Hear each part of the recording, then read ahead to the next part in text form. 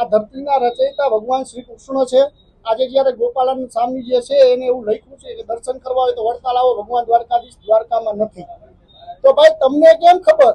આજે 10-10 લાખ માણસો ભગવાન દ્વારકાધીશમાં આસ્થા લઈને ચાલીને જતા હોય, એક પણ વ્યક્તિને ખીલી ન ખૂટતી હોય તો આનાથી મોટો પુરાવો તમારે ભગવાનનો શું જોઈશે?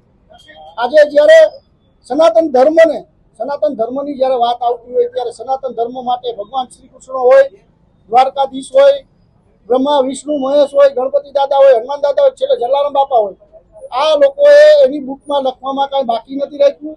સર્વે લોકો જોઈ રહ્યા છે કે મંદિરોની અંદર તમારી ઓફિસો કેવી છે, તમે મંદિરોની અંદર શું કામ કરી રહ્યા છો।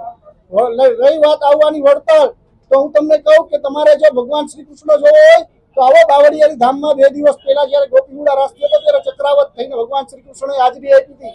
2 વર્ષ પહેલા જ્યારે ભરવાડ સમાજ દ્વારા 3001 દીકરીના લગ્ન કર્યા હતા, જ્યાં ભગવાન શ્રી કૃષ્ણએ લગ્ન કર્યા હતા દીકરીઓના, ત્યાં પણ ભગવાને હાજરી આપી હતી। 10 લાખથી પણ વધારે માણસો હતું, ત્યારે એક પણ વ્યક્તિને માથાનો કે પગનો દુખાવો નહોતો થયો। ત્યારે આવી ભગવાને પરચા પૂર્યા હોય ને આવી હાજરી આપી હોય, ત્યારે આવા જે બની બેઠેલા જેને કહી શકાય કે વાઘા પહેરીને નીકળી ગયા છે, અને આપણા હિન્દુ સનાતન ધર્મના જે સંતો મહંતો છે એને પણ તમારા માધ્યમથી રજૂઆત કરું છું કે આ લોકોનો જેમ પેલા આપણે હનુમાન દાદા વખતે બહિષ્કાર કર્યો, બહિષ્કાર કરો, જેથી કરીને આવનારા દિવસોની અંદર હવે કોઈ બીજા ભગવાન માટે આવું ન પડે। અને એ બુક એને હું તો એવું કહું છું કે ફાડી નાખવી જોઈએ ને બુકની અંદર આને દ્વારકાની અંદર આવી માફી માંગવી જોઈએ, જેમ જલારામ બાપાની આવીને માફી માંગી તે રીતે માંગવી જોઈએ। અને રહી વાત બીજી કે કાળા કાચની ગાડીમાં આવીને માફી માંગી ભાગવું, તો તમે પેલા લખતા ન હોય તો આ તમારી એક સનાતન ધર્મને બદનામ કરવાની મોટામાં મોટું એક ષડયંત્ર હોય એવું લાગી રહ્યું છે। મોટી સંખ્યામાં લોકો સ્વામિનારાયણ સંપ્રદાય જોડાયેલા છે, તો આ લોકોને શું અપીલ? મોટી સંખ્યામાં જેમ સ્વામિનારાયણ સંપ્રદાય સાથે લોકો જોડાયા છે, તો હિન્દુ ધર્મ પણ મોટો છે। હિન્દુ ધર્મની અંદર જોડાયેલા હિન્દુઓ પણ જાજા છે। ભગવાન શ્રી કૃષ્ણની આસ્થા પણ લોકોમાં જાજી હોય। આ એક ધર્મની જે વાત આવી રહી હોય ત્યારે સ્વામિનારાયણ સંસ્થા છે ને ભગવાન શ્રી કૃષ્ણ ભગવાન જે ધર્મના વડા છે ને, ધર્મના રચયિતા હોય તો ભગવાન શ્રી કૃષ્ણ કાર્ય ઠાકર છે।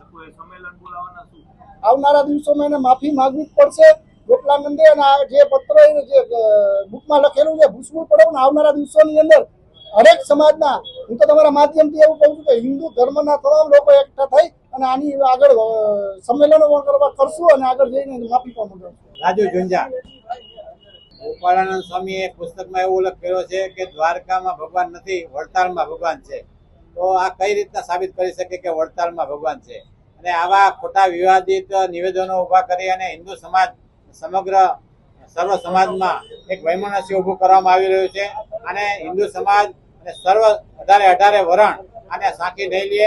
માત્ર અહીં રાજકોટની જ વાત નથી, પરંતુ સમગ્ર દેશમાં આના ઘેરા પડઘાઓ પડ્યા છે।